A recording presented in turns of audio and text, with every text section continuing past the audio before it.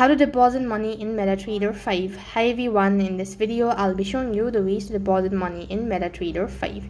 So if you wish to deposit money into your Metatrader 5, and when you open up or log in into your account, then you'll be able to see this sort of interface. Now when you actually have a demo account, you'll not be able to do it so, but when you have a real account, and with a real account as well, you need to get connected to a brokerage account. Only then you'll be able to deposit money into Metatrader account. As you can see that I already have an account, but I'm not connected to a brokerage account, so there's no such options as deposit in any of these tabs. So that means you'll not be able to do it without getting connected with the brokerage. So you have to get connected to the brokerage, and from then onwards you could start withdrawing as well as depositing money into your Metatrader 5.